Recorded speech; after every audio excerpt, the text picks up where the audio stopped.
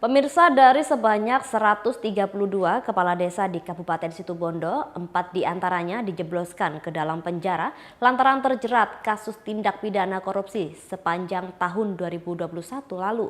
Sedangkan di awal tahun 2022 ini, menyusul 3 kepala desa lagi yang akan masuk ke dalam bui diduga juga terlibat kasus korupsi dana desa. Sepanjang tahun 2021 ada sebanyak 4 kepala desa di Kabupaten Situbondo yang terjerat kasus tindak pidana korupsi dan sudah dijebloskan ke dalam penjara. Sedangkan pada awal tahun 2022 ini ada sebanyak 3 kepala desa yang diduga melakukan tindak pidana korupsi. Dinas Pemberdayaan Masyarakat dan Desa (DPMD) Kabupaten Situbondo sudah mengantongi beberapa kepala desa yang sudah dijebloskan ke dalam penjara. Adapun 4 kepala desa tersebut yakni Kepala Desa Banyuglugur, Kepala Desa Pawat, Kepala Desa Batal, dan Kepala Desa Kotakan. Mereka terjerat kasus tindak pidana korupsi mulai dari kasus anggaran dana desa, pemalsuan ijazah pada saat pencalonan hingga tindak pidana korupsi lainnya. Sementara untuk saat ini ada sebanyak 3 kepala desa yang akan menyusul masuk ke dalam penjara. Beberapa di antaranya merupakan kepala desa di Kecamatan Melandingan dan Kecamatan Jangkar. Diduga 3 kepala desa itu terlibat dalam penyelewengan dana desa dan diperkuat oleh temuan laporan hasil pemeriksaan Inspektorat.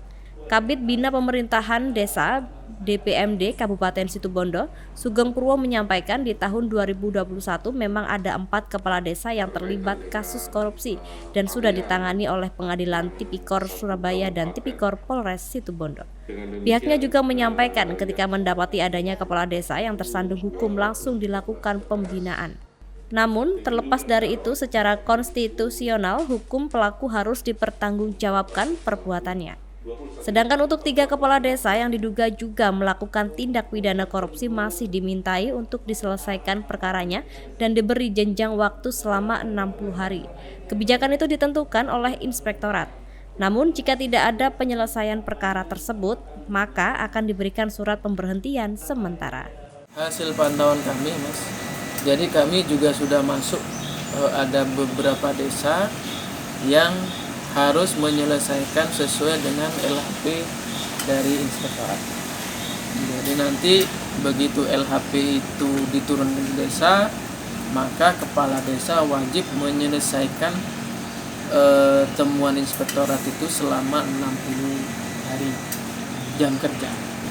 Yang sampai dengan masuk hari ini sudah ada 3 kasus Didi semua ya? ADD. Dari Situbondo, Hirul Rahman, Nasional TV melaporkan.